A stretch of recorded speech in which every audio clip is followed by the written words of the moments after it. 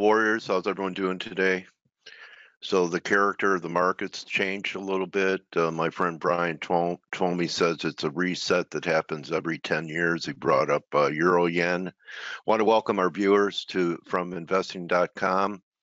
2019 is going to be quite a year for equity investors. It's our mission to keep you informed on not just equities, indexes, but the fulcrum of the wheel, which we believe is currencies, and still at this point being the dollar, which is still the reserve currency. I think that yesterday's raid points out the need to reduce leverage.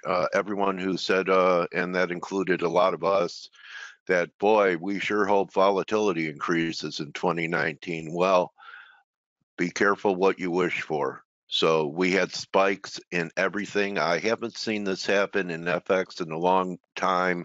I think it was mainly reserved for precious metal markets, which they did these raids all the time, especially while it was bottoming. And you could see it still even happens in silver. See this and see this. So I thought that bear raids were reserved for precious metals. They're not as deep as a market as FX and currencies, and it wasn't just limited to the yen.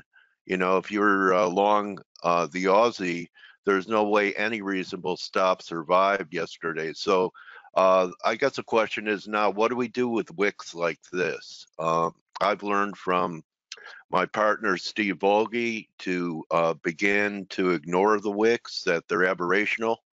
So he doesn't include them in his trend lines and his other work, and you just kind of stick with the bodies and maybe the candle after the big wick. But as you can see, it happened everywhere, and I'm sure a lot of traders, both institutional and not just retail, were shaken up by this. Actually, in the end, I was looking for 108, 107 and a half. And as you can see, during the real trading, we're kind of in this area here. So now what you have to do is kind of let the ranges fill out this type of action here. I really don't like to trade these markets until I get a few days action and multiple candles to see what carves out a legitimate range. Those types of aberrational moves, to me, of course, are real. Whether or not they're legitimate for price interpretation, that is open to interpretation. So I just want to show a couple of markets that I think are knocking on the door.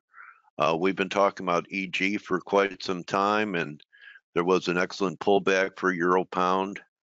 But you have to be quick on the trigger and do it on a shortened session down here. So if you look at the daily or the weekly, this was kind of an area that, we were looking for.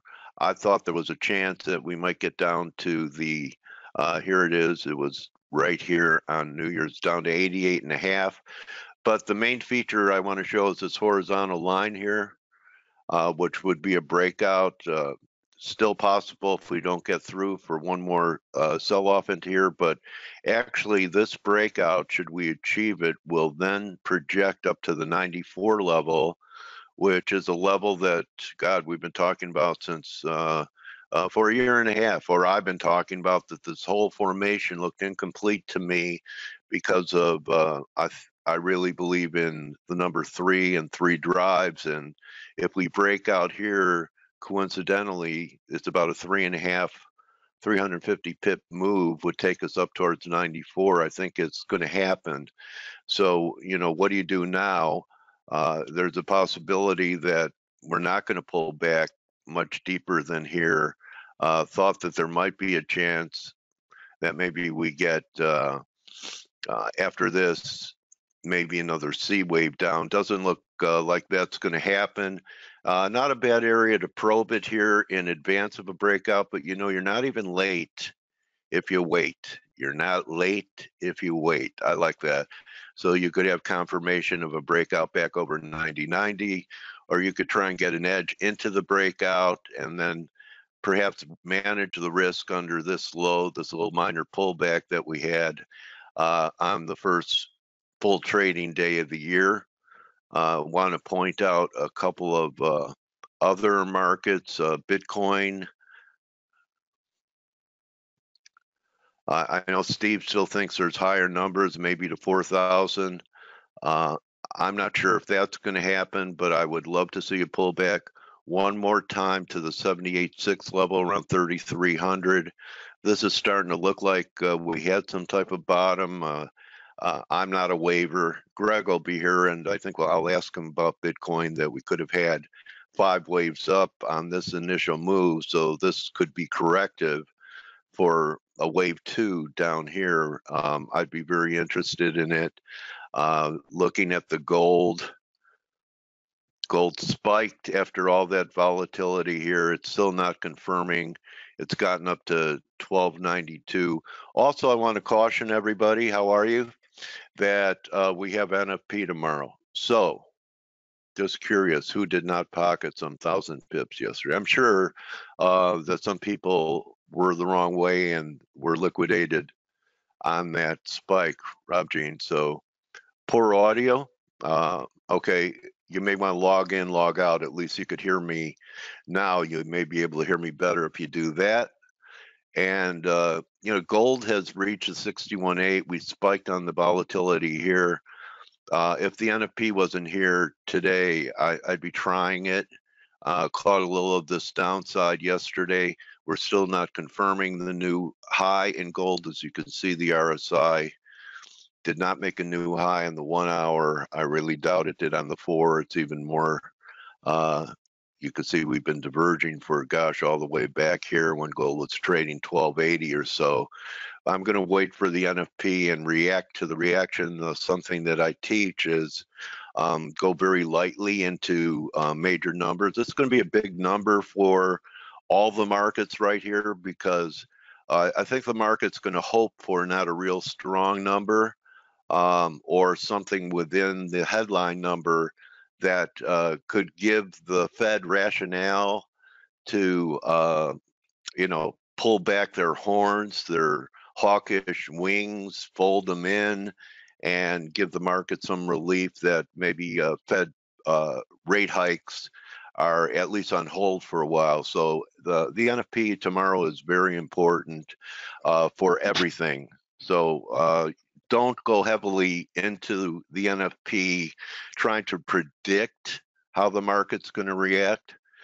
React to the reaction afterwards. So you go through all the instruments that you trade and you have all your levels ready.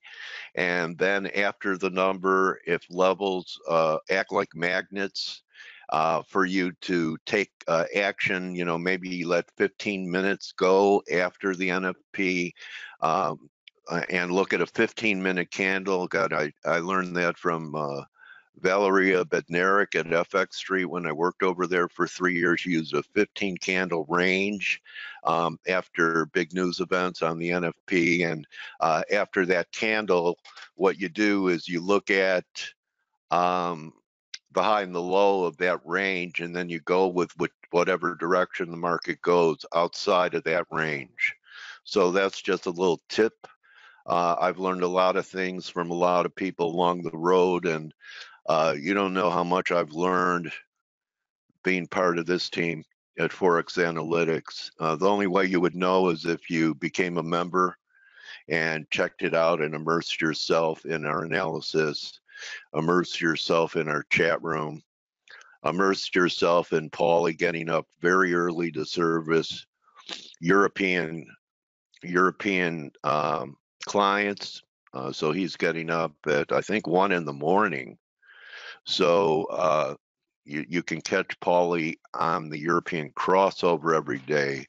Also, it's a good time to reassess your broker if you're not happy with it. These are the guys to talk to. You get a hold of Brent, Trent, or Justin at Forest Park FX so that you could see the forest from the trees. And here are the trees. Every broker that they have relationships with. You could set it up if you're outside the US for it to reimburse your subscription price.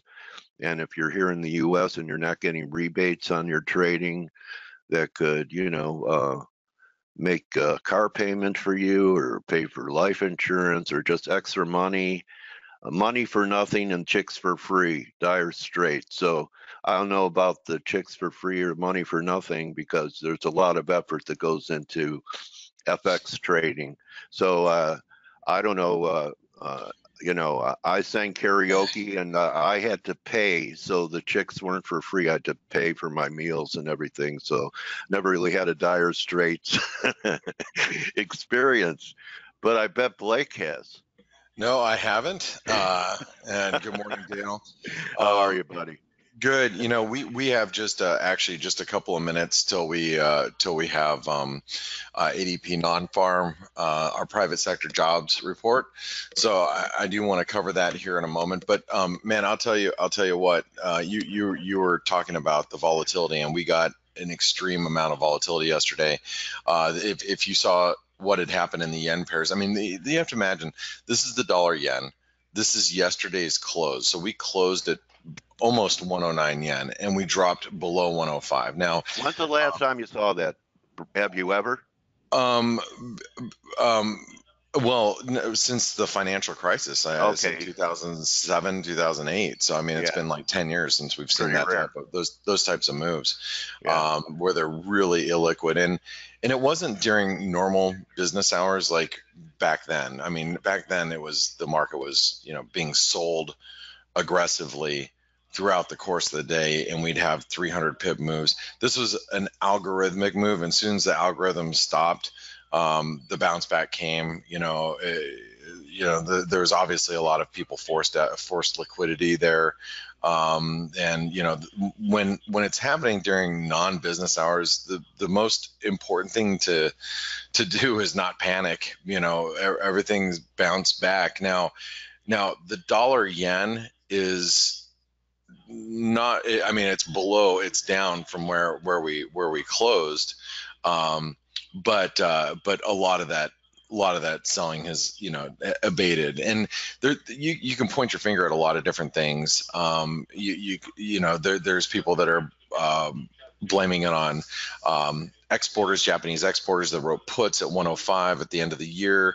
Now that their hedges are knocked out, they've got to be selling dollar yen at higher levels because they got to protect themselves of their long side positions. You've got people blaming it on some exotic crosses like the Turkish lira yen, which was a massive move. And the Aussie yen, people saying it was a flash crash in the Aussie yen, which you can see the Aussie yen was just, a massive amount of move. But look even the pound yen. The pound itself got demolished. We broke through trend lows yesterday and bounced back, and same with the Aussie. The Aussie absolutely got creamed, and we're back, near closing prices. Now, we have like just a couple of minutes before ADP non-farm, and this is now the problem, because we are expected to create 179,000 jobs. So that's what Forex Factory has here. Let me see. Let me grab Bloomberg. So Bloomberg, as you can see, the ADP is looking for 180,000. Okay, which I'll keep up here. Just so we have it. Whoa.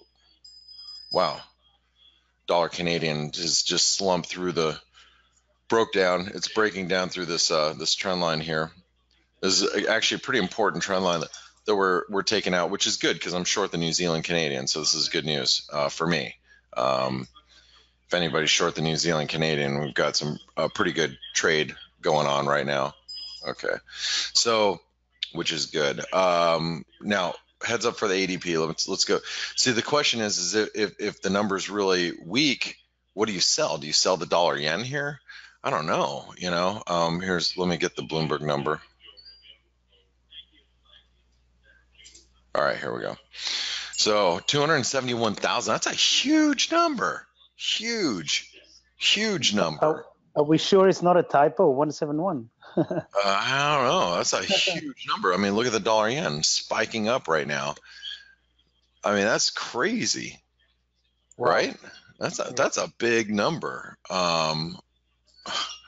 And I mean, this is going to be really positive for the market. I mean, think about all the people that just got, washed out of their dollar yen trades and all their yen trades. I mean, that's a big number right there. Wow. Now, I would expect that that you see some selling in dollar yen above 108. So anything from 108 to 108.10, you're probably going to find some sellers now. So just be careful of that. That's what I would be thinking. And that, I mean, boy, what a big number. Now, the last month was revised down. Here, I should show you this. Last month was revised down to 157 from 179. So, but still, that's a pretty stout number. So people are going to be thinking twice about non-farm payrolls that come out tomorrow. So that's something to chew on. Now the euro dollar was pretty unmoved because you're seeing a move up in the euro yen. So the euro yen spiking higher. Let's see if we can get this dollar yen above 108. I'm more interested to see what the dollar yen does above 108. I think 108 to 108.15 is going to be pretty key resistance. You can see this has been a really big level for going back to the way back. I mean, we're talking about 2017 numbers. So seeing us move above 108 and what we do up here is going to be very, very interesting. What's also interesting is even with the strong number, the dollar Canadian is moving lower. It's spiked up and then it's come right back down, and as you can see, crude oil is bouncing too, so that's helping that dollar Canadian move lower. But and the euro is not really moving. I think a lot of these are the yen pairs. I mean, look at the Canadian yen. Canadian yen is spiking up. Aussie yen, recovering. New Zealand yen recovering a little bit. Dollar yen's trying to recover. So really, really big numbers here out of the U.S. And actually, I would argue that the more important number is going to be the ISM numbers here in an hour and change. So some big stuff. And hey, Stelios, how you doing this morning? I'm very good, Blake. Trying to make sense of what's happening. So although, we all are, right? It's like you woke up to this crazy move. So what do you say? Well, this is I think you described it very well. I mean, this is this short-term move in a very liquid part of the time of the day. It's purely driven by algos. We've seen what they can do. They all grab, they all hop on top of each other after an initial move, and then the move gets exacerbated. I'm trying to think about all this and think about how all this translates in a longer term time frame. And obviously, this is, in my opinion, this is noise in terms of what do I think fundamentally is happening. And the thing that really has me a little bit worried now is the fact that the market is pricing nothing for the Fed for the next year. Literally nothing. Like Fed fund futures are flat for the next 12 months or so. Actually, they start to go slightly negative. So we are at the point where we're pricing the Fed doing nothing. What's the risk? If you say, "Oh, I'm bearish the dollar, I'm bearish the U.S. economy," what are you risking if you are, say, short the dollar? Where you're risking obviously the possibility of the Fed coming out a little bit more hawkish than expected, or maybe delivering one hike in 2019, which I don't, might happen, might not. It's very volatile at the moment, very fluid, I think.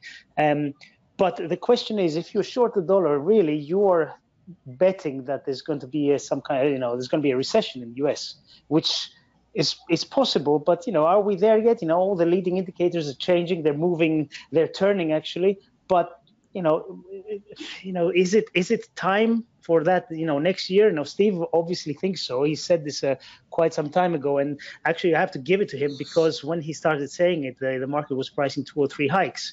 So he's caught that really well. But the question is, from now going forward, what do we think? Personally, I think that the U.S. economy, is going to start turning. Will it enter recession? I don't know. It's a tough call. So my point is, if you're short the dollar here, you're betting that there's going to be a recession in 2019, which might not happen. So I'm at this point where, on a macro level, so many instruments are kind of in no man's land. So I'm finding it hard to have a positive view or negative view on something, a firm view on many instruments. And if you noticed, my view on equities, with the S&P and the DAX that we cover, it's turned from neutral to bearish. What was it? Just before the summer, or in the summer, when the S&P was 2,850 or something like that, the DAX was above 12,000.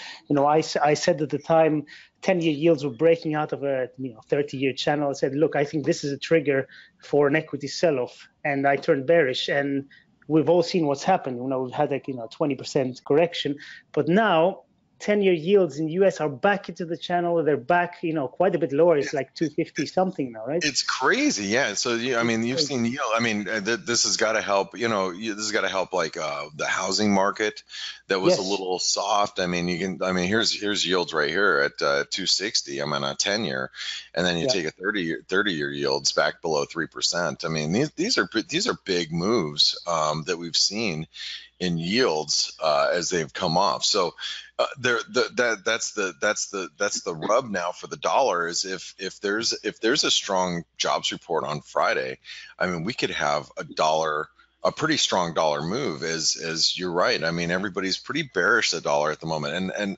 by the way, I've been kind of monitoring the dollar yen. I want to see how it reacts up here. I have a sell order right now at 108.10. Actually, it's 108.09. But seeing if it gets triggered above these highs. What do you make of the yen moves from the overnight? I mean, that was it was algorithmic, happened right after the New York closed, before Asia opened. I mean, that was pretty much that was a screw job move. But what do you make of all that? Well, I think actually there was, obviously, for a move like that, there's no justification. But you can say that the dollar yen in particular, had been lagging equities. We know how correlated dollar yen is with equities, and equities had been going down quite dramatically, and dollar yen was still lagging. I mean, it was going down, but it was not following, let's say, in the usual relationship. So maybe there was an element of that in there, that people realizing, this dollar yen, this yen in general is it's too cheap. So dollar yen started catching on, and then we know what happened with what probably happened with algos. So I see a rationale for that. What does the Bank of Japan do from here? Good question. Does the Bank of Japan step in? Remember, they were on holiday yesterday, so so tonight when Japan comes back online, what happens? I mean, it poses a lot of risk for any yen traders. I mean, I don't have any exposure, so I wouldn't mind shorting some dollar yen, but I don't know if I'd be playing the dollar yen going into Asia tonight because of all the Japanese traders coming online with the BOJ possible rhetoric. I mean, they could really try to talk down the yen from here. Yep, they've done this in the past, quite a bit, especially last year. We know that it hadn't been quite, very effective. But we have to remember that the range of the last, say, 2 or 3 years has been between 100 and 125. So we're still within this range. The Bank of Japan surely will start to get a little bit worried, and will probably try to talk it down. But I don't think we're in a mode at a level where they're gonna panic or they're gonna do something significant. So you're absolutely right. I think the risk is for the Bank of Japan to say something, like most central bankers do. They, when the currency doesn't go the way they want, they turn to come in and try to jawbone it a little bit. But I think there is a risk. But I think overall, if you look at the last 2 or 3 years, we're still within a range, and I see no need for panic. Let's put it that way. Okay, well, but obviously the market did panic a little bit last night, and I think if we were to trade back down at 105 on a sustained basis, then you know, that might be maybe some room for worry. As far as the moves that we saw, like if you saw that, I mean, you know, take a look at the Aussie yen. I mean, this is a massive move. I mean, even the Aussie. Oh God, the Aussie got killed. I mean, we went from 76 yen below 71, 500 pip move in the Aussie yen overnight. I mean, you know, and obviously we've recovered majority of that, but you know, technically it does some damage. And I know, Coach, you just said Steve doesn't really pay attention to the wicks, but I do. I always have, and it doesn't. You know, if you look at like the Aussie dollar, I mean, you know, these wicks are really important. And I think that move down to the 161% extension was really important, because, you know, as long as everybody's matching the same numbers, and everybody pretty much on every platform is. And so, you know, I think this is a significant low now in the Aussie, but usually whenever I see a wick, unless it's a capitulation move that is during full liquidity type of hours, and you get a capitulation move, I believe where a wick has been, we will revisit. So if it's during periods of illiquidity, I believe that we will come down to the 68 cent level in the Aussie at some point.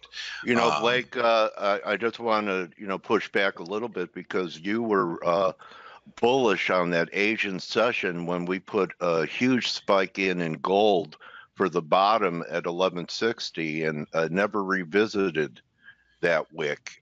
That ended up being the bottom. Do you remember that? Yeah, and you know, that was, and gold's a different animal, and you, like you said a little bit earlier, you kind of reserve those types of moves for precious metals and things that can be, you know, that can be thinner, manipulated. Yeah.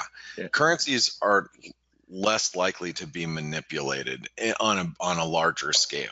You know what I'm saying? Yeah. Oh my God. I'll tell you what, this I'm short a pretty big chunk of this New Zealand Canadian. Sorry, I got to take a look at it now. Okay, you know, while you're doing that, Blake, I think there's almost a larger issue here. You know, people have been talking about market structure and liquidity issues, you know, mainly regarding equities. Okay, and you know, I think that this is almost a sign that there might be some issues in market structure, because currencies are the deepest market. They're the stock market is smaller than the bond market, global bond markets, and the global bond markets are smaller than the global FX markets. So if this is, you know, a one-off for a year or so, that's different. But if we're going to be susceptible to raids like that, I think it speaks to, you know, what's going on globally throughout the financial markets with liquidity. It could be. I mean, it really could be. I mean, we're one of the things that scares me a little bit about what we saw last night is this is a, you know, potentially precursor to something that could be a little bit bigger in scope and scale to what's happening with the broader markets. And that's why, you know, if you look at the S&P from a longer term perspective, and you go, well, you know, we've been really rallying for the last 10 years. I mean, you know, we take the lows in the S&P in 2009, right, to where we're at right now. I mean, this is a 10-year rally. And what I'm fearful is that this rally is coming to an end, which doesn't mean that we won't eventually hit all-time highs. I'm actually a believer that stocks only go higher over time. Now, it may take 30 years for us to reach 3,000 again. I mean, you know, I may be way past my prime. At that point, I could very well be dead. But I believe that, you know, because I believe in. You know, I'd be pretty surprised if I am too alive.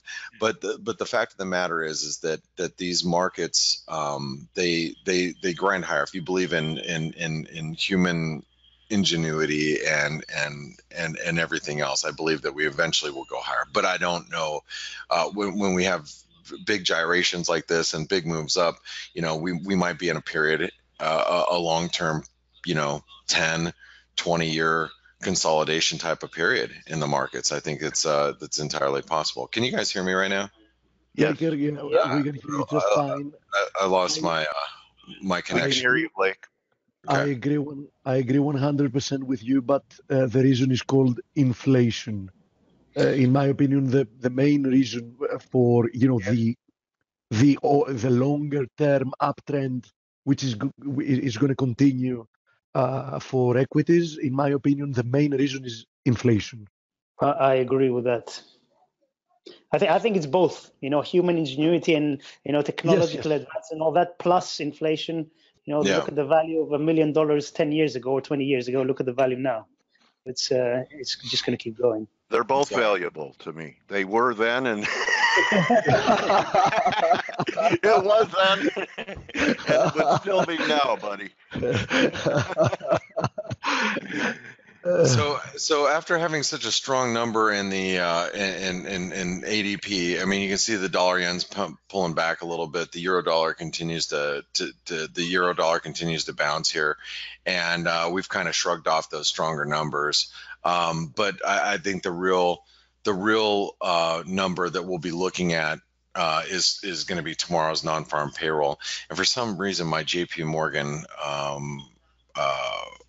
platform went down, which I'm a little upset about right now. And I'm not sure why JP Morgan doesn't go down, which is odd. Hold on really quick. Let me try something else. I think Greg is going to join us too, Blake, today. No. He's not? Tomorrow. Coach, Okay. He said tomorrow, yes. Okay. Yeah, so he's going to be coming in tomorrow. So anyway, now let's real quick. Let's take a look at some of these currencies here. And I know Steve is his voice is gone right now. So, like if you take a look at the pound. Okay, so this is one of those moves that unfortunately, if you were long the cable and you had stops, below that. Damn it. Let me see here. Let me put. You can see right here, stops below the 125 level and below the trend lows. I mean, you got triggered, you got tripped last night, and especially if you're a European trader, you got up in the morning, you're like, what the hell happened to my account? A lot of these moves, I mean, they tripped your stops, no matter how wide they were. Overnight. I mean, look at the Aussie, same type of situation. But I'm like, for example, I'm looking at the Aussie. If you ignore, some of the wicks just from a price action standpoint. Look, any move in the Aussie back up to 70 cents. I mean, this is going to be, people are going to be looking at this as a, pretty strong sell zone. I mean, I know I am. Like, I look at the Aussie now, it's like, okay, get above 70 cents and let's see what we can do with it. Hold on, I got to restart my JP Morgan. Hey, Stelios, are you here? Or Coach? Yeah, I am here. Actually, I had. Don't worry, I'm here as well, and I can cover for. I'm going to flip it over to you for just a second. Give me 1 second so I can restart my my JP Morgan. Actually, while you do that, there's a comment by one of our friends, and I want to see if I'm reading it correctly. It says algos the same bullshit as news, just to blame moves. So I read that in terms of, we see a market move and we explain it by saying no. But it's not I wholeheartly disagree. I think algorithms are a severe problem in the markets now, and because but anyway, they're automated and they will push the market with a lot of liquidity, especially when the markets. When the markets are illiquid, they will push with their own liquidity. So. Yeah, I was just going to say that I agree 100% with that, Blake. And I personally saw that when I was trading 10 years ago, sterling rates, and I was trading short sterling futures, which is the 3-month futures for sterling rates. When the algos came in, the first algo, I think it was Polish or something like that, I can't remember. There were, 1,000, 2,000 contracts on either side of each instrument, and then suddenly you could see when they came in, they would put in like 5,000, 10,000. They would move things so badly, and it made a huge difference from one year to the next. So algos are real, and they do affect a lot of things. I mean, they really do. First of all, no human would ever push. For example, yesterday we had a move in Aussie yen that within a few seconds, like it depreciated by 7%. No human would sell under such conditions any decent quantity of a currency. It makes no sense. You lose money, right? I mean, you know. First algo I saw, guys, was the robot in Lost in Space, where Dr. Smith and Will Robinson had their own robot. So anyway, that was more than 10 years ago. If you guys remember it, you're an old man like me. All right, so Steve, your voice, I really want you to save it because no one does a better review of the board. And, you know, if you want to talk, go ahead, but, you know, we can fill in. If Blake is back, I'm just going to show this. Okay. We also posted it on, you know, the CMT's smart brief. Yesterday's pullback gave an excellent opportunity. We made a pattern play yesterday on the breakout of this inverted head and shoulders formation in crude. I think this is a very nice pattern which points to 15.5. And I do think that we can easily even surpass that. So I do think that this was a very nice trading setup that we got here. Now you've been long for a while. You've been long. I remember you talking about scaling into it, and maybe you took a piece off. My cost average is at 44, and yesterday, yes, I did book part of my position for 6.7% profit, something like that. So so I have no risk at all on the table anymore. And but I still think that yesterday's pullback gave an excellent opportunity for people that weren't participating in this market to actually participate. And those in ForexAnalytix know it because they got a pattern in play immediately once we were breaking out of this formation. So you know, and people got it for free, and the chart of the day keeps the confusion away. That's a free blog post that Blake does every day. Well, it wasn't me yesterday. It was actually Steve. Okay. Yesterday it was me.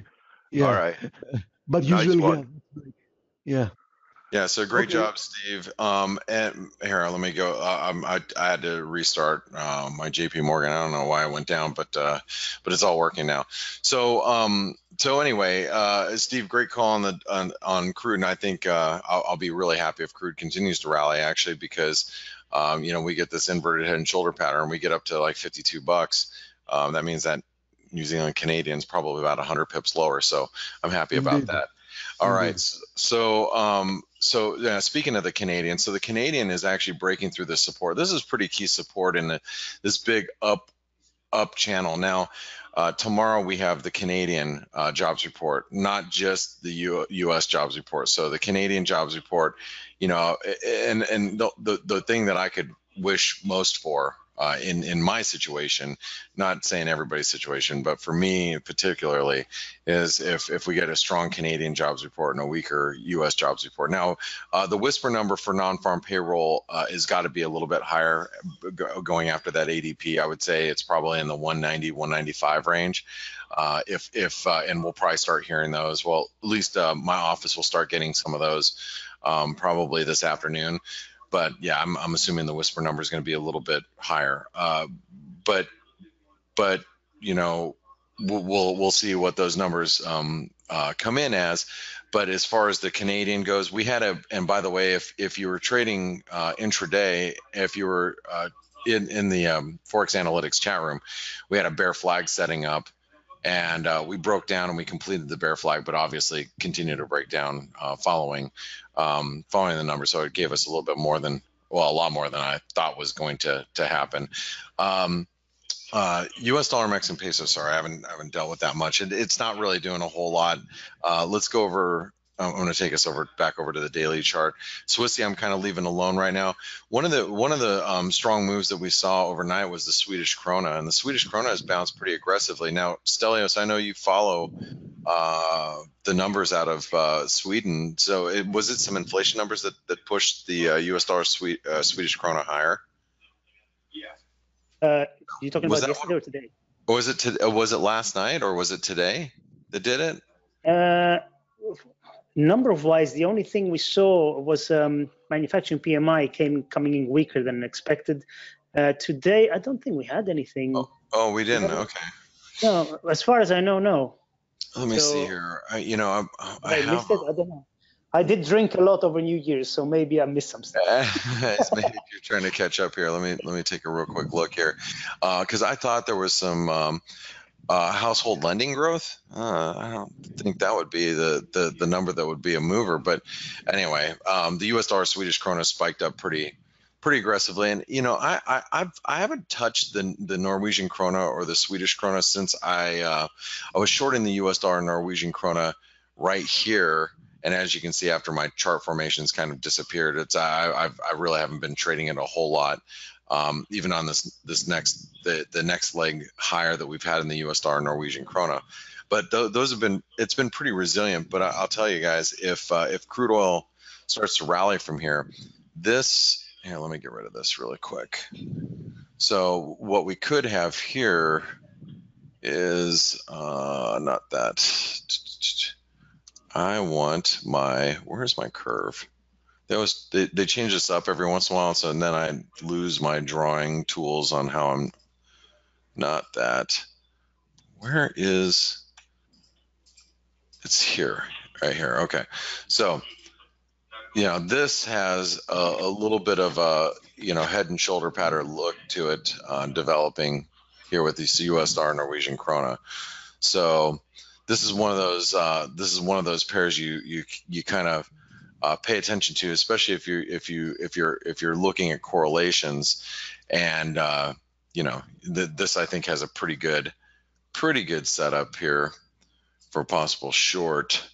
There's your neckline in the head and shoulder pattern. So this is a play if we have weak numbers tomorrow and crude oil continues to rally. Then you have a U.S. dollar Norwegian krona that's a good setup for a possible short. Nice little head and shoulder pattern there. Now, as far as the dollar yen goes, after last night's moves, as I told you, I have an order to sell at 108.09. So, and it didn't get there, and I might actually just cancel my order. I was hoping what we would do is spike above these highs here, spike above these highs, and give us that move above 108. It just didn't happen. Now I don't know what to do with it at this point. I think if equities do roll over, then the risk is that you can break back below, this 107, 40, 50 level, and then we could see some selling come back in and take us back below 107. But if the story with the exporters, as far as losing their hedges being knocked out at 105 last night, the risk is that they have to sell dollar yen, higher, or try to sell it as high as possible to put on some hedges against long, short yen exposure that many exporters keep as a hedge for their businesses. So, and when I'm talking exporters, I'm talking about big corporations worldwide. So if that's the case, then the dollar yen should not really be able to rally a whole lot. But what I would probably be doing, today, and just talking about today and what we can navigate through today, is I'd be trading the ranges. So you probably want to look at 108 being the upper end of the range, 106 and change being the lower end of the range, and trying to trade it in between here. Like for me, I'm a seller. Let me grab my pen. I'm a seller up here. I'm a buyer down here. We get below 107, I'll be buying. If we get above 108, I'll be selling. And this is going into tomorrow's non-farm payroll. I'm looking for extremes now today to navigate around, because I don't think there's a lot of risk in playing the range for today. As long as you're playing the extremes of the range and you can keep your stops tight, that I think is the easier play today. The question is, do we even revisit 108 again? I mean, if the dollar yen can't rally on a strong ADP number, if we get a strong ISM, maybe that might be the catalyst puts us above 108, because if we get a strong ADP, a strong ISM, remember we're looking at the ISM manufacturing numbers. We won't get the services numbers until tomorrow after the number, I believe.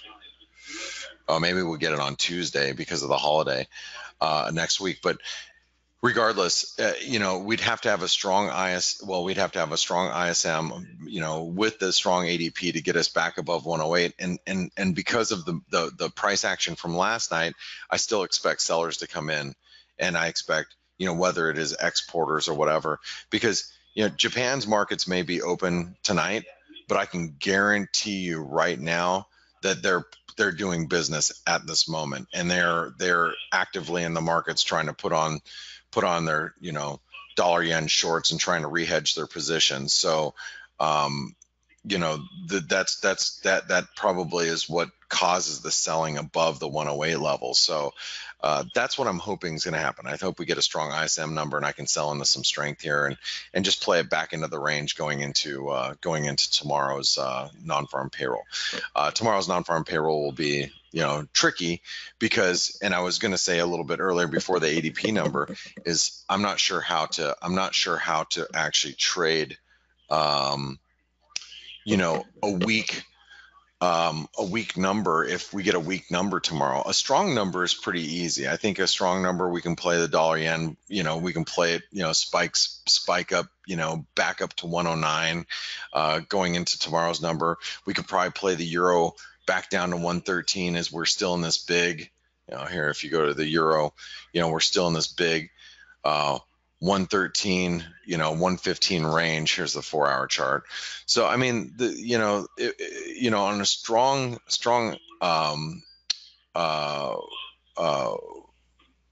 NFP, I think that's the right play. If we have a weak NFP, I'm not really too sure what to do, because I don't think that a weak non-farm payroll is going to take us from current levels beyond 115. I may be wrong here, but it could take us back up to 115. But I think with a weak number, you're going to see risk off coming into the markets, which is just going to weigh on the euro yen, and that's going to keep a lid on the euro dollar on any significant rally. That's why I'm having a more difficult time with that. And I kind of don't want to sell the dollar yen at current levels unless we were trading above 108. Then I'd be more interested. But we'll have to revisit all that going into tomorrow's numbers. A couple of last things that we should probably take a look at, and then Coach, are you there?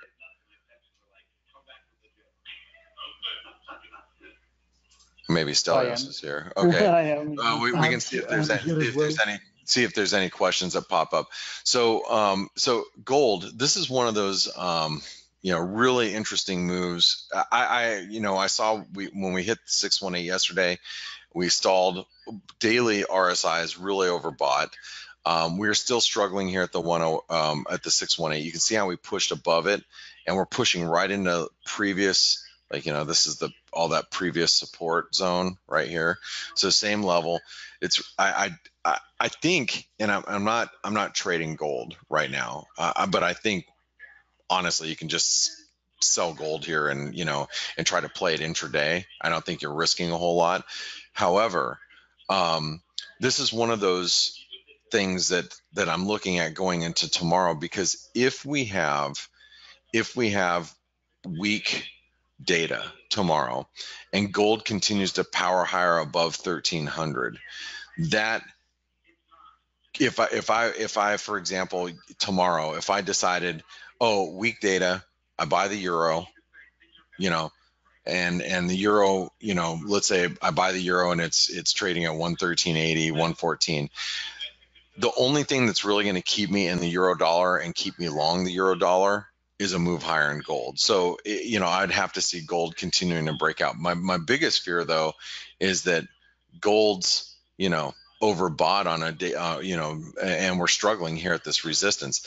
The better trade is if the number is weak, okay, or excuse me, if the number is strong, okay, the number is strong and the euro starts to break down, the gold trade might be a really good short going into tomorrow. You know, if we have a strong piece of data. I think for those of you that trade precious metals, you know, gold's had a nice run. I mean, we've gone, you know, just 1240 to 1290, you know, over the course of the last 2 weeks. It's a $50 rise in gold. It could be due for a 20-point pullback following a weak number, or excuse me, a strong number tomorrow. We get a strong number, and the euro dollar falls back towards, you know, 113, 112.80. You know, gold could be a nice short. So I think that's a decent setup. Silver's having a little bit of a rejection here at the 50% retracement, but we are above the 200-day in silver, and well above the 200-day in gold. Yeah. Some of the people that I follow and have interviewed that were, you know, just calling this a bear market rally in the precious metals, and they allowed for the numbers we got to, like, you know, 1287, 1560 to 70 silver, which I want to ask Greg about it, because he kind of felt the same way, are saying that the way the metals went up is changing their longer term macro view, that we're not going to get that, you know, break back down, you know, under 1390 in silver and 1160 in gold, that it's trading in a series, and Steve would know about this 1-2-1-2. So any break, you know, especially like the 1250 gold, should be bought because of structure. And, you know, you have to learn how to change your mind. So some Elliotticians that were calling this a bear market rally are starting to say that the way it went up is showing different behavior than a bear market rally. Just wanted to put it out there. Yeah, you know, I personally, I think gold is still longer term. I think gold is in a situation where we can see above 1400 at some point. Yeah. You know, yeah, they're talking 1600 for this advance. It could be a pretty big wave, and they were talking about, you know, one more flush. I think Steve thought so too. Maybe his mind has changed. So, you know, a WD Gann, right? If you don't learn how to change your mind, you won't have any change left. Not yet though, Coach. Not yet, Steve. I haven't changed my mind yet. No. Okay. I need to see more evidence that, you know, something more impulsive is unfolding here. Has gold rebounded more than I expected? Yes. But do I see clear signs that we found the bottom? No. So my expectation would still be that there is a decent chance for one more flush lower. Okay. Yeah, and you know, and maybe the flush is not something so big, but maybe, you know, something back down to 1230, you know, something like this. As always, time will tell. Yeah, and but I'll tell you, in the current market environment, I wouldn't want to be short gold. You know, not like any extended period of time, other than, you know, trading for in and out for a couple of days. I mean, most of the things that talk about are trading in and out for a couple of days. But if you're, you know, longer term, I don't think I'd want to be short gold. Not down here. But I guess you agree, Blake, that you wouldn't be buying it right now, right here. No.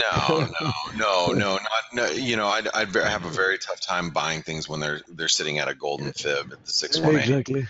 So, but you know, like I said, a move down to 1240 would probably offer a really nice buying opportunity. If you got a move like this, you know, back down to 1240, that would be an awesome place to be on the long side, I would think. You know, I don't pay a lot of attention to COTs, but part of the move, reason for this move that people were looking for was historic short positions in the COT and the gold, you know, near the bottom. I don't know if that shifted during this, you know, $120 rally. It has shifted. But historically speaking, we're still quite short. I mean, we were in the situation that we actually had, you know, short positions, which is a very rare occurrence. We don't have it anymore, but still, historically speaking, the market is definitely not long, if that's what you're asking me. That's what's so great about hanging around with you guys. Really, you saved me so much time of having to go look things up myself. Yeah. So Thank you. As you can see, the spec market has really come off of being really short. So, Yeah. but there is space. There is space. I mean, that's not a problem. This could go net long. I mean, we could, we could go net long, and that could put gold, that could put gold at 1400 or 1380 pretty easily. I mean, so Blake, if you go down to a 4-hour chart, you'll notice on gold, you'll notice that there is a good chance that what gold is doing here. First of all, you'll notice that there is RSI divergence beginning in 4th of February. Sorry, of December. So we have RSI divergence going on for a month, for a whole month.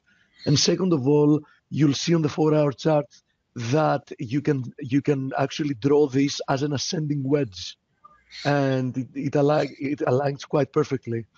Yeah, and I see what you're talking about. I mean, we could have something that looks like this. Exactly. That allows us a little bit of a correction. Exactly. I would take it back to the base of the wedge, 1240, the breakout. Yeah. Yeah, I mean, maybe something like that. I whenever I see a wedge, I always look for 50%, maybe 618, retracement. Okay. But yeah, and look at that RSI divergence. I mean, it's one whole month that's been going on the 4-hour. Well, I have it, guys, on I think it's a 1-hour chart. The 50 MA held it at today's low, and under today's low, I think it gets vulnerable.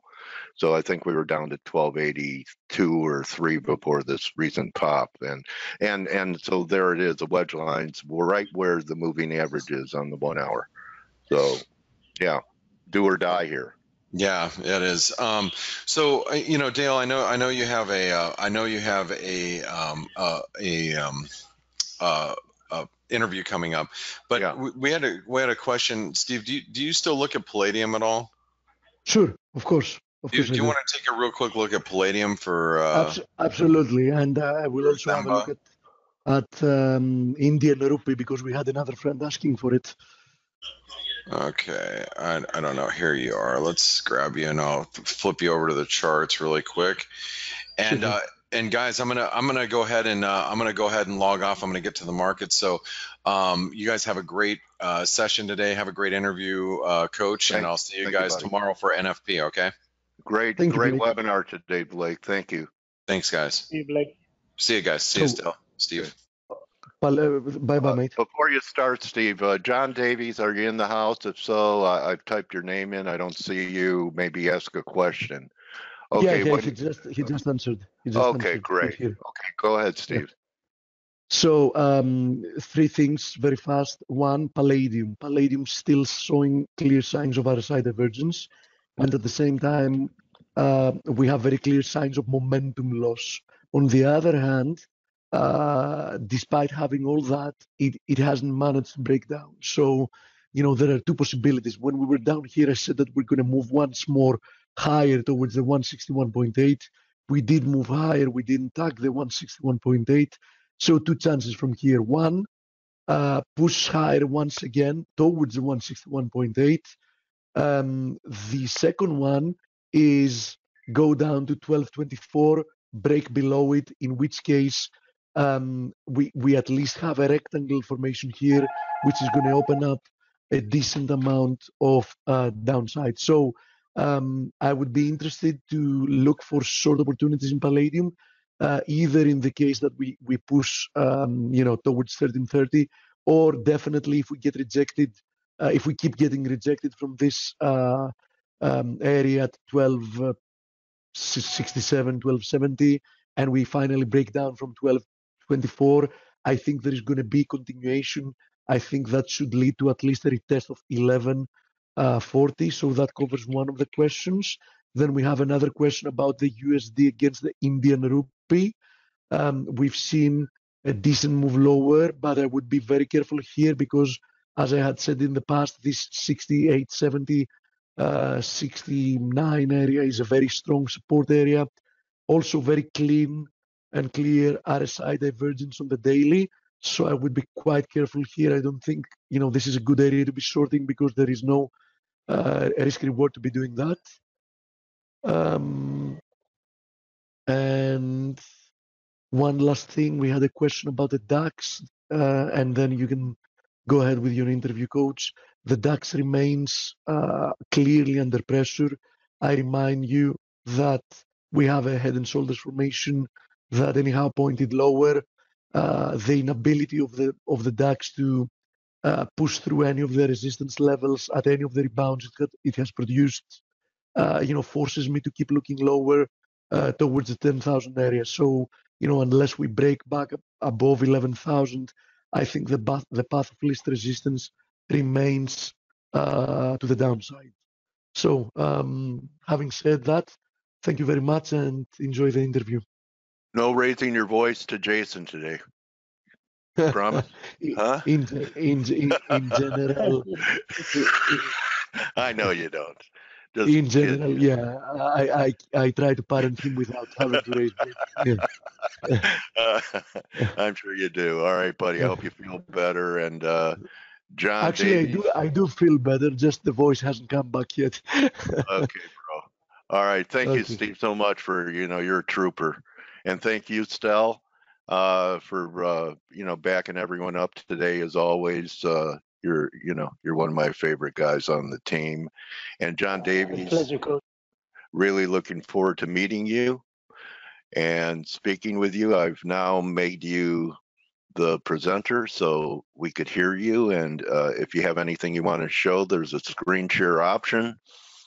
And we could talk a little bit about your journey and what you think of current market structure, especially, with what happened yesterday with all these raids in the FX market. So, well, I think right now you have to, and I suppose you might, if you read anything what I believe in, I'm very much a long-term investor. Okay, John. So are you? You're a little soft. Can you hear me? But do you want to show your setup? There is a screen share option, or no? It's optional. No, it actually doesn't look like it's possible. I'm trying to show it, and it looks like it keeps flipping. So I'm not positive, but yeah, it's just a drop down where it says share screen, and then you choose which screen. I'm trying to do it right now, and it's not really having much of a luck presenting. No, but can you hear me better now? I can hear you better now. Yes. What I was saying is, I'm more of a long game investor who looks at distressed situations. Now, when I say long game, I'm looking at a long game presentation, a long game investment strategy, predominantly and I have been for many years, predominantly commodities based. But when I say long game, I have to go through the short term with that. And with that strategy, and with my strategies I've talked about, is risk management comes first. And within my goals, I might take a slightly different approach than others. My goal is to significantly reduce the cost of my equity investments through option positions. So I'm looking at situations that I believe in very strongly. I mean, I happened to step onto your show yesterday when we were talking about copper, which is obviously the bellwether, and everyone wants to really, as we were showing concerns over copper, which is only natural. We're looking at there it is, John. We're looking at a potential, whether or not we've got that. Whether we're testing that support of early September, and whether or not we've got a breakdown from 264 down to the 240 ranges. Now, in those situations, my belief is in long term, and I guess there's some pretty valued investors, pretty important investors who share the same thing of looking at Freeport, FCX.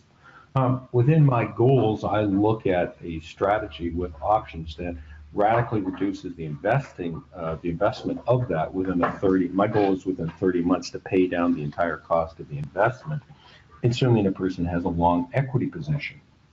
So what you're then looking at. How do you do that? You write calls to you're going to look at a few different situations, and let's just take a look at. There's Freeport. I put it up for you if you want to talk. Yeah. Okay. So there's a beautiful situation, Freeport, right? You're looking at a company trading at a tremendously low price in comparative historical, right? And whether or not a person, I would look at legging in. And I don't know if the gentleman, if you had mentioned this yesterday, I think someone did on incremental buying positions. And I look at legging in. In a market like this, I like to leg in either 1/3 or 1/4 positions. So I will be looking at, and it depends on the premium, of garnering a premium of any situation of upwards of 1.5% a week within a covered call position. So you're going to look at the weeklies, and that breaks you down to a lot of different things, different equities. But Freeport is obviously the best example of copper. And then you're going to be rolling into your position where you have a cascading series of puts. You're writing a cascading series of puts. Now, that allows you a lower accumulation. And with someone like Freeport, or whether or not you're looking at you're mentioning gold, if you're looking at precious metals, if you're looking at Barrick, the new Barrick Rheingold, or you're looking at in silver, let's say First Majestic or Fortuna, it allows you to say, okay, I'm defining my investment cost at this time. Maybe it'd be 10,000, maybe it'd be 50,000, whatever it might be, and I'm dividing into incremental positions. And within that, I'm gradually and systematically reducing the cost. Now, the goal has to be that you want to drive in approximately 1.5% per week of the original book cost. And in so doing, and at that time, any of the extra premium up to 1/2 of that, you're adding for additional portfolio insurance, maybe a long put position.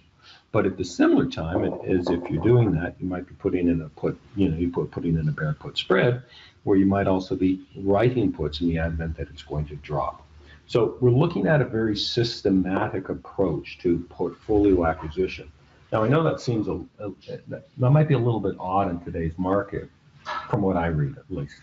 Well, I just think it might be a little complicated for viewers to know. Well, just to know when to put these on, and and how you manage risk when you're writing options, and that may be from both writing puts and calls. Does that help you with risk management? Well, it certainly does. Well, when you're writing a put, that's a different thing. And of course, that is the only difference when writing a put is you're defining where you're going to accumulate the price. Accumulate the equity. Like, for instance, I just mentioned today on Twitter, and I know a lot of people are going to be going out and bottom fishing, are thinking of bottom fishing Apple today. And I know that's going to be the big celebrity today of bottom fishing. And I hope that they think of, okay, so if I'm going to do that, where am I going to look to acquire? Am I going to be looking at acquiring at 145? Well, sure, if you like it at 145, will you like it at 120? So maybe you're you select a strike price and write the put, precisely. And then if it goes to that level, you're prepared to buy it at that lower cost. And the overwhelming majority of these are never going to happen. When you're writing. I mean, look at if we jump back to Freeport, we're looking at a 1036 closing. How would a person like to be looking at? We're going out a little bit farther. We're looking at maybe the 950. We should, we're obviously going to get a little bit of weakness today. But if you start looking at those 950s, as far as writing, there's no reason a person can't come in and say, you know what, I'm going to go out there and I like the situation. I've looked at the fundamentals, right? I'm one of those old boring guys who likes fundamentals. Maybe you've done your analysis. You've looked at the enterprise value. You want to target those enterprise values that are really, really strong, like that under 7. And then you say, well, what I'm going to do is I'm going to go out and aggressively, I'm not going to go out there and say, write a deep or a far out of the money call. I'm going to write it at the money call, or even in some situations, if the premium is sufficient, then in the money call, you just scalp. Once you look at your commission, if it's sufficient, you say, what I really want is 1.5% a week. That 1.5% a week really adds up. But like something like Freeport, if you're going in, and let's say you're going in a 1/3 incremental position. Maybe you're going to look at the near term. Okay, I'd like it at approximately 1050, but I'm only going to take 1/3, and I'm going to, just come in under the 1050 mark. I'm at 1036. I'm going to write the 1050 calls, but maybe I'm going to look at writing those 950 puts on little, those 950 puts, right? And maybe I'll look at and now what I've done is at that situation, 1/3, I've immediately reduced the cost a little more. You're using that premium to pay for it, and you're bringing it down. And that's why a cascading series of puts. And cascading means that you have to look at it like a pyramid, so that if you're buying 1 unit at 10, do you buy 1.5 units at 9? Do you buy 2 units at 8? And you bring down, you look at aggressively bring down, but you know how much is going in, how much you got going into this investment, and that you want to, right? Does that make sense? Well, let me ask you this, John. There's probably some people who thought when we went to 12, halfway back of the whole move, that might have been the time. So how did you discern the 10, which is an interesting area? 1036 is actually 61.8 back of the whole move. Yeah, no, it is. It's very interesting. It's a very interesting area, and it's also coming. So how does a fundamentalist discern without technicals discern a price level? You're going to have to. Yeah, that's a good question, because you're going to have to. You have to go back and forth and say, no fundamental investor can come to the party without understanding technicals, right? Okay, all right. And you absolutely, you can't just be a pure fundamental investor and say you're going to ignore technicals. And I'll give you the good example of that one. Jack Schwager says that, John. I interviewed him, and we had this discussion of fundamentals and technicals, and what he said is he prefers technical traders because fundamentalists, when they're wrong and the price gets cheaper, say they're accumulating, they still believe they're right and they're getting it at an even better price, and it turns into a blow up. You don't double down. You don't double down on your losers, right? Yeah. You never double down. Well, I have. Yeah, well, that's one of the, that's one of those problems that we all. But see, for me, my goal, like I rarely enter a position. I mean, rarely enter a position. It will be no more than a portion of my portfolio resigned to juniors, where I'm not looking at hedging via options. If I'm not hedging with options, I don't want it. I simply won't. Okay. And you have to come early to the party. And I'll give you a good example of that is Cameco. Now, I'm bullish on uranium, but I'm getting a little bit squeamish because a lot more people are now bullish on it. So it's getting to be it's getting a lot of hype on Twitter. It's getting way too much hype, and I don't like it. But I entered Cameco when it was quite low. I entered Cameco in actually the end of October. What's the symbol, John? CCJ, and that's the uranium powerhouse. I entered Cameco at the end of October last year, and it had just taken a nice run up through the past year, and it was approximately $8. It was approximately $8, and the goal was, I believe, this is going to happen. This is going to go back to its old heydays, and we're going to see this situation move back into, certainly see those lofty periods where it's back into potentially that $25, $30 range. But that's going to take some time, right? That's going to take some time. But in so doing, during that time, I want to write off that cost of investment. Now, at that moment, the options on it were offering tremendous premiums. So what I did basically was, you have to come early to the party. Now, what you've got is Cameco.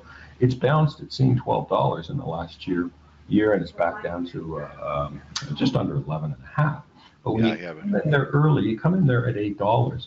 Come in there early at $8. You start looking at writing those options. And if you can come out, if you can go out a month, and you can get 3.5% on that, you're going to gradually reduce your investment. And the goal is, and all you have to do is look at this as a mathematical thing, is you want to eliminate the cost of investment through the writing of calls and paying for part of the investment through writing of puts at a much lower price. Remember, You know, in that situation, I think I did. If you like, for instance, Freeport today at 10.36, you're probably going to like it at $9 and $9.50. So you look at incrementing part of the trade in that situation.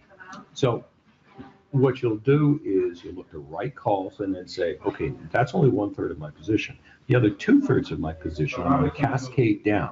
And if those puts, if the stock, as you certainly wish and you believe, is going to stay up and ascend, you're going to be paying down the cost of your existing position. Now, that's going to mean that you're going to take time to get your accumulated, your target, right? Your target shares. But so be it. You basically reduce the cost of investment. Now with Cameco, because of that strategy and the way it moved up, I've been able to consistently eliminate my cost of investment for everything in Cameco in roughly 6 to 8 months per section, right, of the portfolio. And that's what I do. So you own it for free? You own it for free. And by the way, when do you? And well, now this is one thing, and I speak almost. It seems like I'm in New York right now, and when I was in Toronto last summer and in London. This is one of the things that I speak to investors all the time, particularly investors who have a dividend section of their portfolio. And I say, well, let's look at this thing. If we are doing this with dividends, pick whatever you'd like, right? Let's not pick GE, but something that you feel good about on it. What's your yield? What's your yield on your investment when it's for free? And yeah, so interesting. It's exactly. It's unlimited. Now, that's exactly. Now, when you look at, that's exactly it. I mean, it's just infinite, and it just keeps growing. You do that with every situation. So, I resign 90% of my portfolio to situations that I can hedge and accumulate and radically, I say accelerate the reduction. Now, accelerate the reduction of paying down the cost of investment. And this is something that you're, every person listening to, because, obviously on your show, I've heard a lot of people talking about gold, right? And I think probably one of the most general, correct me if I'm wrong, it seems like we all have the same opinion, or we certainly do. Gold looks tremendous. It's moved well. But boy, that straight up line is kind of uncomfortable, right? Of the last little while. It looks ready for a general easing before another further pop. That's if you're a gold bug, you believe in the pop, right? And certainly we could see that test back down to 1260, and I think we'd all be salivating if we got it back into 1240. Now, if say for instance you believed in equities in that sector, right? You pick out whichever you like, but let's just go with Barrick or Goldcorp. And you'd say, okay, so I want to have exposure to this. Well, if you're thinking of that sector, why don't you define your risk?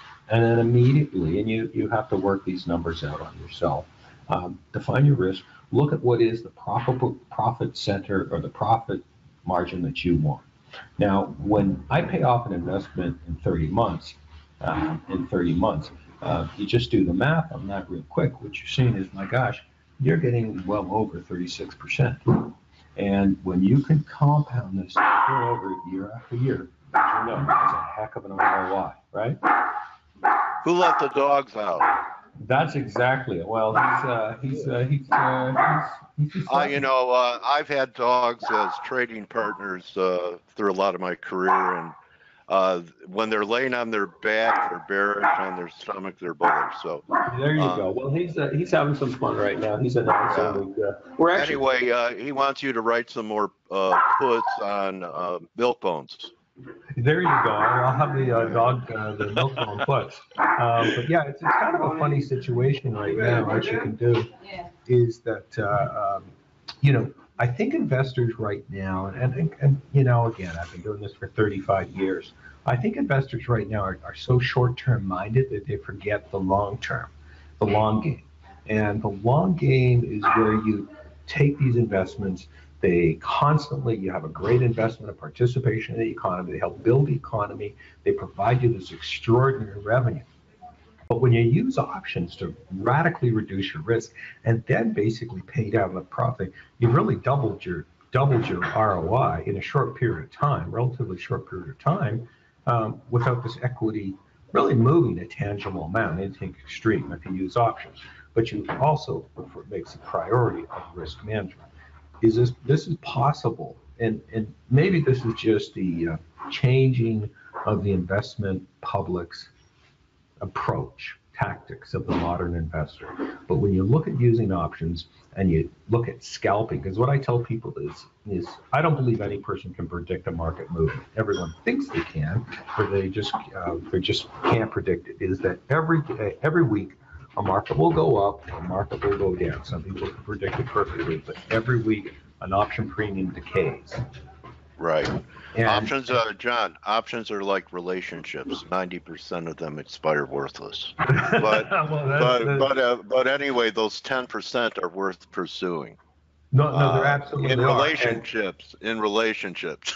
Yeah, you know what? Anyway. It's absolutely true. But here's the thing: is that when investors look at this approach, they can become involved in the bluest of blue chips, whatever it might be, and then they can get involved and radically reduce the cost of everything that they do without significant risk exposure where they otherwise might have. And that's something that I really like to see investors take part in. I think this is also an important thing for us to consider of future generations of investors. I don't know if you're familiar, but we really have a problem with millennials. The millennial generation investing. And they're only paying attention to crypto. Well, they're barely that. And hold on, John. I have to put my yellow hard hat on. Go ahead. Now it's on. Yeah, it's echoing up. I'm sorry. All right. It's one of those things that's happening, and it's a real problem for us. I mean, it goes into that fourth turning philosophy. Is that we've got a whole group of investors who are no longer taking part, and I hate to see what happens. Well, we all start to retire, right? And when we retire, when we start looking at pension funds and winding, because we've just got a group of people that are, no longer in the marketplace. Yeah, that's the Harry Dent demographic bearish argument about baby boomers retiring, who's going to come in, and they'll be selling stocks. Well, that was written up. Yeah, that was written up years ago. You know, the gentleman who wrote The Fourth Generation. Now, I think what that is going to create is it's honestly just going to create market opportunities for fundamentalists. But what I'd like to see is a whole generation. This is one of the things that I'm dedicating much of balance in my career to, is getting a whole generation of investors not being scared off by the market, but realizing how simple gains can be. I'll give you a great example. A funny story was around 2 years ago, I bought a new house.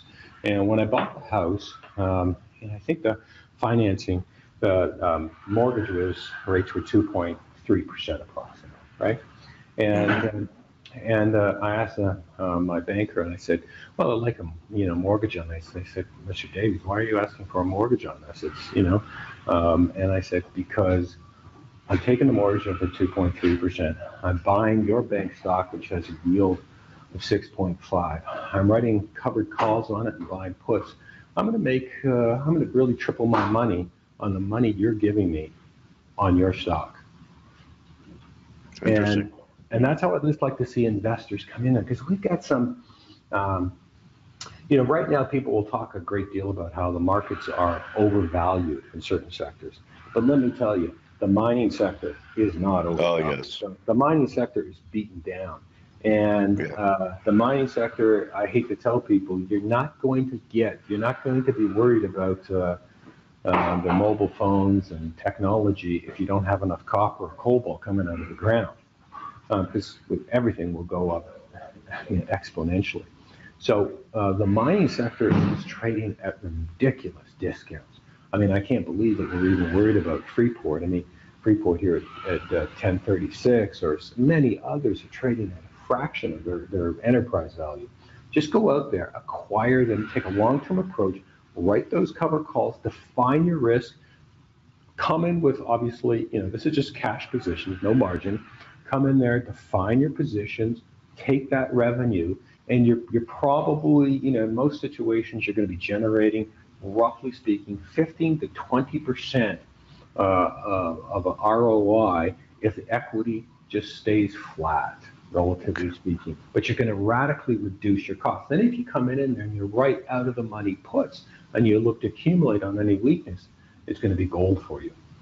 Okay, John. So excellent presentation of your investment model. How about telling us about your business model? I see that you do training. Do you write a letter? I don't write any present newsletter. I'm going to start a program online webinar just to teach investors, just the everyday mom and dad, how to use options to reduce risk, to help their, many situations will be the retirement age. I love being able to help people with their dividend funds so they have lower risk, if not risk eliminated, and increase the revenue coming home. I'm going to start a whole program webinar. It's going to be free of charge, just online to help what I believe, the investment industry and investors worldwide. Okay, that's a good idea to offer it free, especially millennials can't afford these numbers that I see here. Well, so and if you want them to invest, first they have to, they're saddled with their student loan debt, so this would be, unattainable for them. So kudos. And I think it's just something that we have to do. I mean, the investment industry has given me a great career, and I'd like to see an entire generation learn of how that they can invest in safe, long-term assets and build a legacy and accumulate wealth and preserve it, right? Right. So I really appreciate you coming in today, John. Great to meet you. Great to meet you as well. You're a trading warrior brother of mine, even though you're more of an investor option writer. And people can follow you on Twitter at Renegade Style. So you consider what you talked about today as, I would consider it a fairly aggressive, conservative approach rather than speccing with a lot of leverage. Why did you choose Renegade? Oh, well, all my approach, this goes back 30 years ago, and everything I've done is believing in understanding numbers, math, and I always make a joke. It's just a math geek life. I'm just I had a great discussion with a guy who's an expert in lithium. We were sitting at a cafe. I used to have to take that when I was trading big on the floor. And I used to, lithium. And I was talking to him. I said, there you go. And I said, I'm basically a slide rule quant. And the kid, he's a young guy looking, he said, no, back before we're using, those TIs, I was, a slide rule quant doing all my analysis with a slide rule and paper graphs. And I still use a large chalkboard in doing calendar spreads. But, it all comes down to understanding numbers and the prediction of numbers, prediction of commodity prices. And somewhere in around 1983, when I was first studying options, I realized I can try to predict these things all I want, just like anyone else. But no matter what, it's not going to be perfect. But what is going to be perfect is each week, these options will expire with zero premium. In other words, things can go up and go down, but you can actually make money on little movement. And so I looked at that and I said, this is really just another version of time arbitrages, and you might as well scalp it out. Yeah, isn't it amazing how market makers can pin a price into expiration where there's the most open interest? It's fascinating, isn't it? And you didn't think I knew things like that. Anyway, John, great meeting you. I wish you a successful, prosperous, healthy, joyful 2019 for you and your family and all your mentees that you teach. And well, thank you very much, Dale. Really, it really was a pleasure. I hate to put it this way, but I just started listening to your show because yesterday I was so excited to be on. I came on early, but I love your show and I really look forward to attending and watching it, listening more. You're always welcome, John, and you may even want to consider becoming a subscriber like many of my other guests have become. I think I'm going to. I mean, Thank you great very much. input from the team. This is a team we have here at ForexAnalytix, and I'm happy just to be a spoke in the wheel. So that's exactly it, isn't it, Dale? yeah, so thank you, John. You're now my trading warrior brother, like it or not, and good luck and good hunting, and let's keep in touch. Thank you very much, Dale. Have a wonderful day, and thank you for having me on the show, and I wish your subscribers all the very best and a happy new year. Thank you so much, John Davies at Renegade Style. That's a wrap for us. See everyone for the NFP tomorrow. NFP stands for no effing problem. So above that, don't just count your pips, count your blessings. Adios, everyone. See you bright and early for the NFP. Thanks again, John. Thank you.